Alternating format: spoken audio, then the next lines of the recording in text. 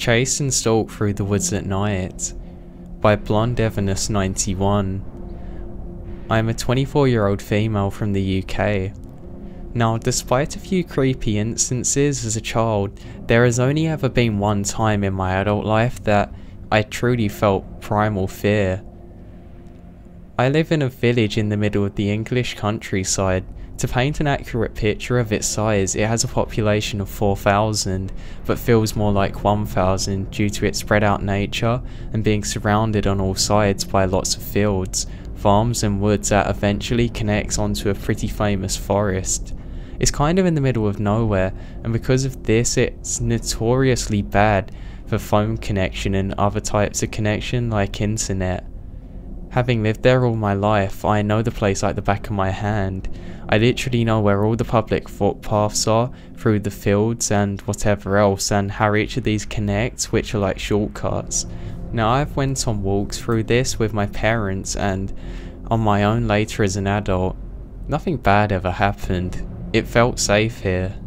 And my story takes place during the summer of last year, in July, after I moved back from university. I had yet to get a job and smoked a lot, a habit my parents despised and that I tried to keep hidden from them by going for evening walks. So anyway, as per usual on this day, both my parents got home at 5 PM. We had dinner but chatted for a while longer than usual, as my mum had quite a hectic day and was actually telling me all about it. Because of this, I ended up heading out for my walk an hour later than I planned to, at around 7 PM. As it was the summer, the sun was still shining, so honestly, I didn't really notice that it was gonna start to get dark when I went out. So the woodlands closest to my house is about 5 minutes away, and you enter through a gate into a farmer's field.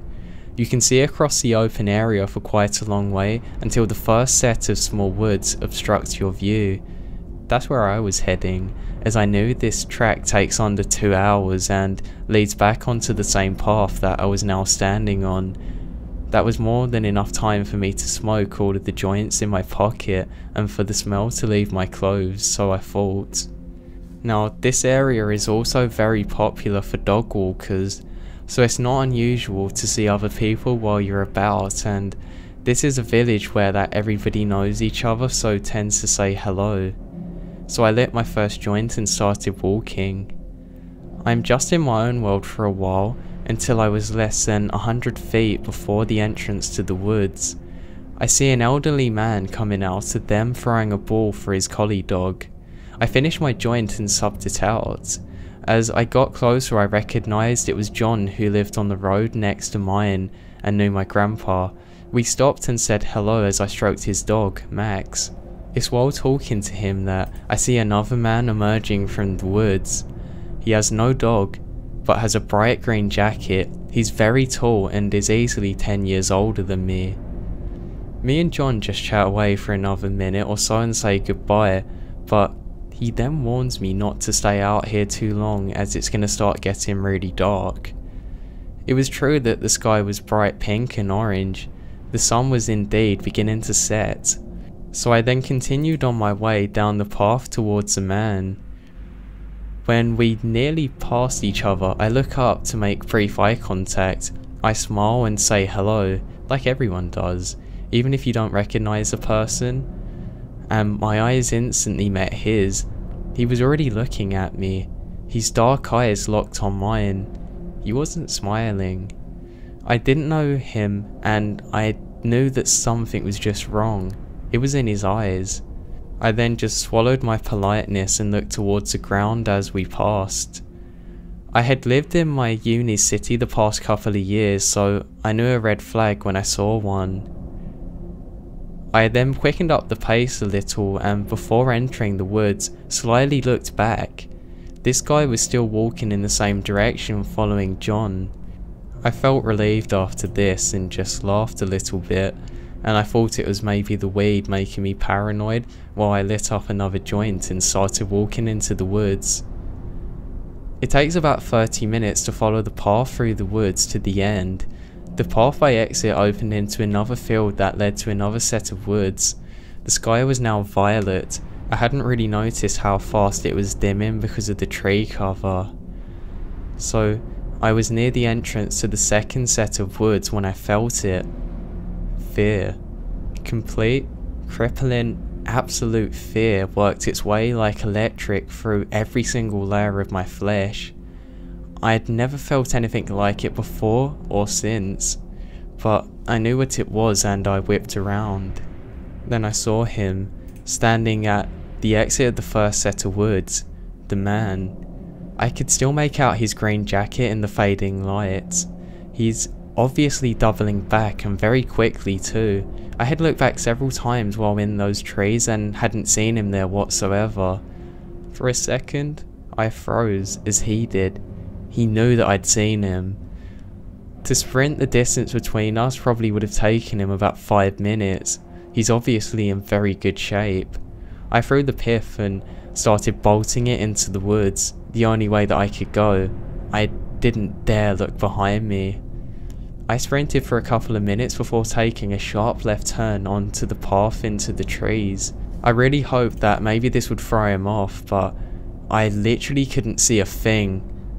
The light was already darkening and the trees made it 100 times worse, especially as I was now in the thick of them, their branches catching on my clothes like fingers, whipping and scratching my bare leg as they bled badly. I ran and ran, my lungs protesting in pain, hating me for smoking so much, while my heart was throwing itself against my ribcage trying to escape. I couldn't think anymore. I threw myself on the ground behind a particularly thick trunk, my back against it, knees to my chest and hands thrown over my mouth to try and stop my breathing being too apparent, desperately trying to pump air into my lungs for the next sprint. I listened for the first time. A few seconds passed silently. Then I hear him. Heavy footfall snapping twigs behind me about 20 feet to my left. I don't dare look in case he sees me. I have my phone, but I know I have little chance of signal being where I was. The thing is though, he would have either seen me because of the light coming from my phone, or probably would have heard me talking. I'm not ashamed to say at this point I started to cry, the tears falling silently down my cheeks. "What the hell?" I hear in a very deep voice. "Where are you? I know where you are. I saw you." I have to clasp both hands across my mouth to stop my scream from escaping. I can hear him moving around. I panic and I find enough courage to slowly peek from behind the tree.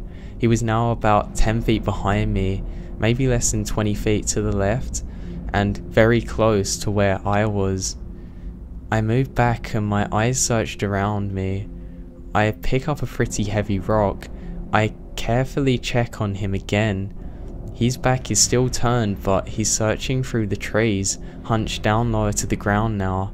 I make a snap decision and with everything I had, I threw the rock behind me to the right. It clattered through the branches and the trees and made one hell of a noise. I watch him immediately bolt in its direction, laughing. He's laughing at me. I then pause a little, hearing his footsteps getting quieter, until I thought that I wouldn't be so visible to him if I moved and threw myself forward.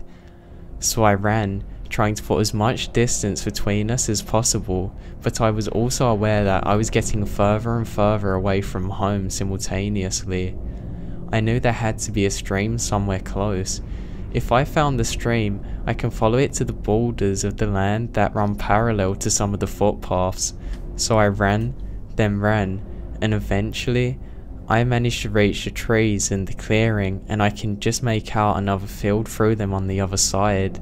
I thank God and push myself a little bit further till I'm almost out of the trees and the ground disappears from below my feet.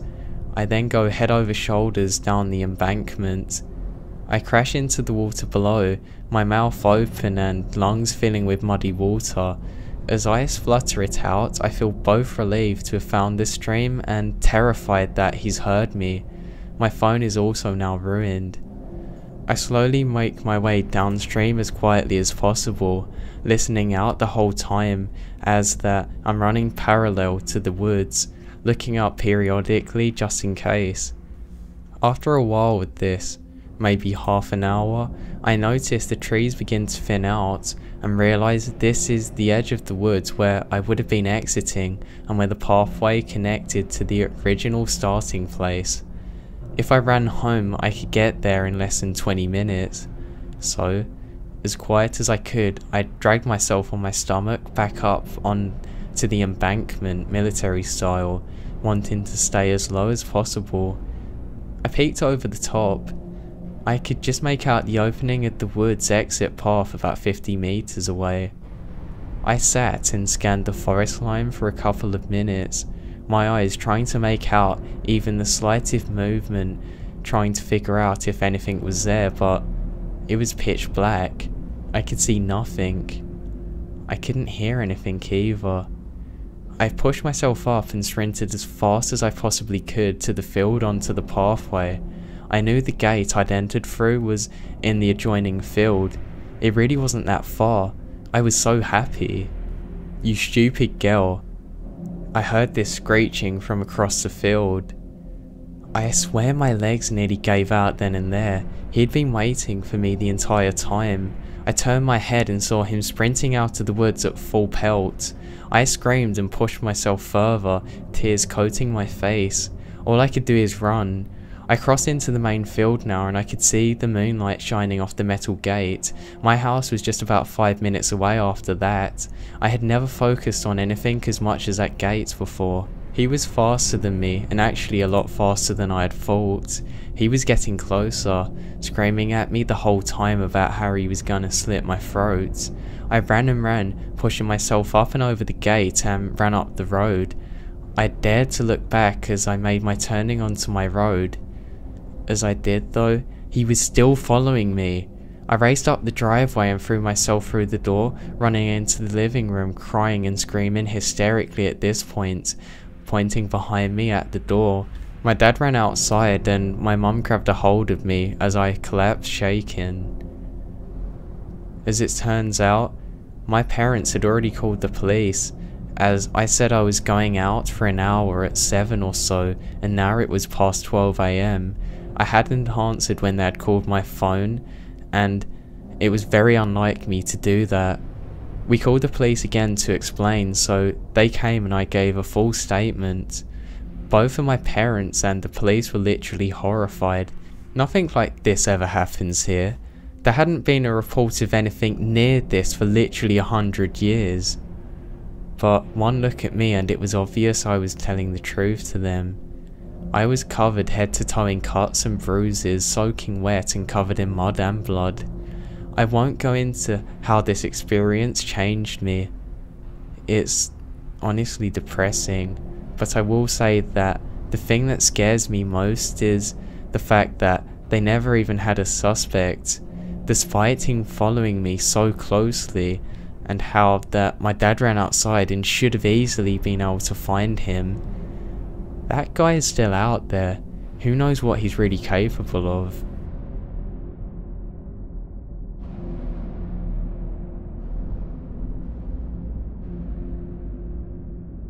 The Calling from the Woods by Lance Idyllics.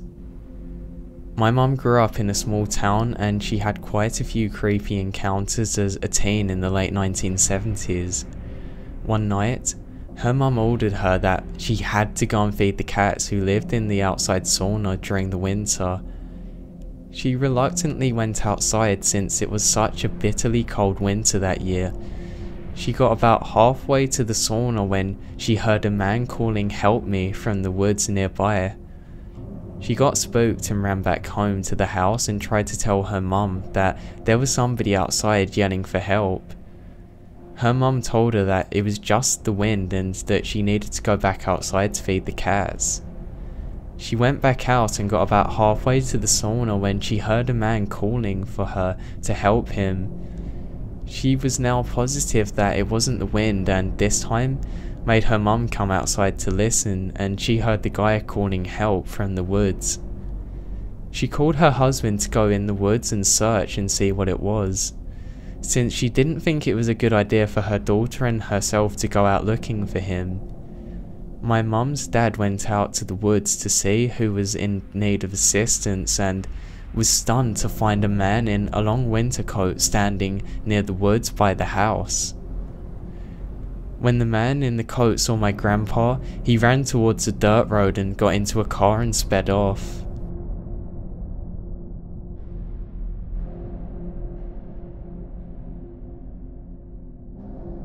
Close Encounter in the Woods by Stylopod. I grew up in a town in a relatively rural part of England. Once upon a time, the whole area had been an ancient woodland. By the time I grew up there, the urban sprawl meant that only a few pockets of woodland remained, and they are entirely surrounded by estates. I hated walking through those woods. I hated it. The quickest way to get anywhere from the street I grew up on was to take a footpath that ran from one end of the street and around the back of the houses, and then through maybe a quarter of a mile wide patch of woodland before you reached the heart of the town. It only took a few minutes if you took the most direct path through, but my heart would be racing the entire time. I had to walk through there to get to school actually, or to go to the shops where my mum sent me to get groceries. Knowing that, my older brothers would tell me that the woods were haunted by the ghosts of people who had been hung at the gallows that once stood there. When I was a teenager, I became scared of the woods for an entirely different reason. During the winter months when it was already dark and when I walked home from school, older kids would sometimes lurk amongst the trees to try and scare the life out of the smaller kids and demand what little money they had, or sometimes even take their cell phones. But now I'm an adult, so when I visited my mum in my hometown last winter, the woods were no longer holding any fear to me. It had snowed properly for the first time in years, and my mum, in typical mum fashion, immediately informed her elderly neighbour that her daughter was visiting and would happily go and take her dog out for a walk so that she didn't have to risk walking on the icy pavements. So the morning that I arrived, I found myself walking down that footpath into the woods with a fat old Labrador in tow. It doesn't often snow in the city I live in now, so I decided to take a recent purchase, a good DSLR camera out with me to get some photos of the scenery. The fat old dog and I wandered around the woods for about 20 minutes or so, with the dog hobbling around in the snow and occasionally making a half-hearted attempt to catch some of the pigeons that were around. All the while I snapped photographs of the snow-laden branches and the stark black and white landscape. Now this was quite early on a Sunday morning, so nobody else was around, and there were very few other footpaths in the snow. I was quite enjoying the walk, but I started to get a bit cold and didn't want to exhaust the neighbour's dog too, so I decided it was about time to head back, when I then heard something moving through the woods towards us. Someone was heading rapidly down the main path. Me and the dog were currently hidden out of sight on a side path. Now I'm not sure why I had this thought, but it instantly occurred to me that I needed to hide. I did so without really thinking. I hesitated for a moment and then, mind full of memories of being accosted by hooded teenagers and robbed of my very first brick phone, I stepped off the path and hid amongst the bushes and trees. The lens of my camera the whole time was worth about the same as a month's rent, and I guess I was worried about somebody trying to rob that off me and they maybe thought I was an easy target. The dog hesitated for a moment as I tugged at his lead, but he eventually followed me into the bushes just in time. I crouched down with a hand on his head, willing him to be still and quiet, as a person came into view on the path just a few feet away. I didn't really get a good look at them, but I saw that it was a man. He was very tall and wearing a dark jacket and a red baseball cap and moving in a hurry. Thankfully, the dog remained quiet and then the man left. When the man was then out of sight, the dog and I stepped back onto the path and I decided to take a few more pictures before we left. As we were heading back, the silence was broken by the loud drone of a helicopter overhead. I couldn't see it clearly until we were on the footpath behind the houses and out from under the trees, but once I was there, I could see that it was a police helicopter circling over the woods. I returned the fat old dog to my mum's neighbour without any incident, and I completely forgot about the helicopter until a little later when my mum switched on her radio in her kitchen and we could listen to some music while we ate lunch. It was a local radio station, and their top story was that the police were hunting a man who had beaten somebody practically to death on a secluded footpath earlier that morning. The path they described linked the woods that I had been walking into the centre of town. The suspect was described as being tall, wearing a dark jacket and a red hat.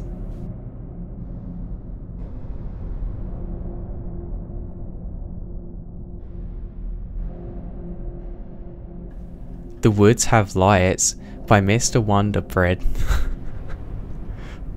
These are getting better. To preface this, I want to say last year that I spent about 32 days in the woods either scouting, hunting or fishing. The year before that, I spent about 22 days. This doesn't include my regular hunts and camping adventures, which in the past 3 years adds up to over 100 days in the woods. I've been hunting since I was 9 and have spent a lot of time outdoors in various different parts of the US and in Canada. I haven't ever seen or heard a lot of strange things, but this one really takes a cake. I was in Cohutta in the North Georgia wilderness for 7 days scouting for bears, wild hogs, deers and prepping for a hunting trip later that year. I had hiked in about 10 miles and then went off the trail for another 3 or 5 miles. Basically, I was in the middle of nowhere. Since I was alone, I was using a hammock that was built with a large bug net and I had a rain fly over it. I spent about 3 days halfway up a mountain just looking for a good place to hunt. I saw 3 or 4 good sized bears and about 10 hogs and came across a good sized deer. On the 4th day, I was going to go down to a small stream that I had marked on my GPS and then reset up camp, restock on water and prepare for the 2-day hike. I could have gone faster, but I wanted to be able to look out for any signs of animals along the way.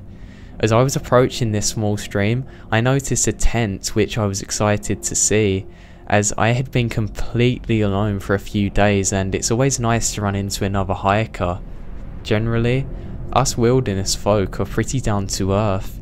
As I got closer to the tent, I noticed that there was a small pack on the ground just outside of it. I just figured that the person couldn't have been that far from where I was. So I set up my camp about 30 yards away, and with about 4 hours of daylight left, I started cooking some dinner. 2 hours later, I was starting to wonder where this person was, given that in the wilderness, it was a 1+ day hike out and there wasn't really much you could do, but I did hike around that site though, making a circle as I went out to look out for any signs of struggle in case of a bear attack, or maybe they had an injury. I got about 1/4 of a mile from the campsite walking a circle. I literally couldn't see anything. As night came, no one showed up. I started a fire in the hopes that whoever this person was would be able to see where they set up and have some light. Fires burn really bright and are very easy to see from literally miles away. After eating, searching and hoping that the person was going to make it back, I called it a night. I had a small flask with me, so I took a couple of sips of whiskey and jumped into my hammock with my pistol and attempted to go to sleep. I sleep pretty hard, I mean real hard, regardless of where I am. It annoys my friends because I always seem to fall asleep and stay asleep regardless of where in the world we are. But this night, something was different. I felt like something was off, but I figured it was just me worrying about this person who, by all accounts, was completely missing. So for the first time in my life, I woke up to the sound of what I thought was footsteps. but not in the sense of footsteps on leaves, but what sounded to be a very heavy-footed person who was making their way around an old wooden floor. It was extremely loud. I got my gun, grabbed my headlamp. I then waited to see if it would all stop. Right at that moment, it did. Then I saw something that scared the life out of me. On my rain flyer, the gleam of a flashlight. Faint, but there. I shouted hello, and right when I did, it sounded like 10 people suddenly running away from me in every direction. I dropped out of my hammock and fell straight onto the ground, frantically turning on my headlamp, shining it in all directions around me. But I didn't see anything. My heart was racing pretty bad, but I thought it might have just been the reflection of the moonlight onto my rain flyer. Yeah, that was it. And those footsteps were probably just armadillos or something. Even though their eyes shine, they're pretty easy to spot. Problem was, there was no moonlight. I'd never seen an armadillo above 2,000 feet. The weird thing is that the campsite that I was set up by was completely gone. The fire had also went out too, but it was put out by water. This was apparent because there wasn't any coal under it. I thought for sure it was about 4 AM, but I could have only been asleep for about an hour. At this point, I wanted to leave, but the thing is, hiking at night is a really bad idea. So I grabbed my flask, took a swig of whiskey, removed my rain fly so I could see out of my hammock and around the area that I was in, and then tried my hardest to go back to sleep. I was laying down when I saw some light hit the trees above me. It was clear it was coming from downstream, so I got out of my hammock and started yelling, "Hey, do any of you need help?" I got no response. I saw whatever was putting out the light, and it spun around and started heading downstream, really fast. At this point, my body had pumped through more adrenaline than it had before, and I was exhausted from all of this. I was then finally able to fall asleep and woke up again at about 7 AM. When I did, I noticed that my water filter I'd left out was missing. It's a gravity filter, so it hangs from a tree while filtering down water into my main bladder that I put into my backpack, and my water bladder looked like it was cut down the middle with a knife. They also cut down my bear bag, which had food in it, and took some. The creepiest part of all of this is that they went through my bag, which was under my hammock while I was sleeping. I checked the bear bag before I went to sleep the second time, and it was still there, hanging, and my bag under my hammock hadn't been touched. I then packed all of my stuff and just hightailed out of there, keeping my pistol close to me, moving as fast as possible. I ended up making the hike back in under 15 hours. I hiked the trail part at night because I wasn't about to spend another night out there. The weirdest thing is, I didn't see anybody on my hike back, and the only car that I saw on the way back was mine parked up. No one else's. There was no trace of any other life being human apart from my own.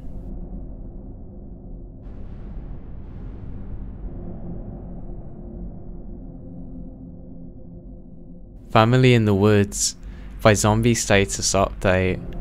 My dad has had many jobs throughout his life, and in the 70s he was a pig farmer. He would raise pigs and sell them by the pound at auction, then he would deliver them to the buyer. Well, one time he was delivering a load of pigs to a buyer way up in the middle of nowhere in Arkansas, and one of the pigs got away. The pig ran into some woods next to the property, and my dad finished unloading the rest of the pigs before eventually going off to find the one that got away.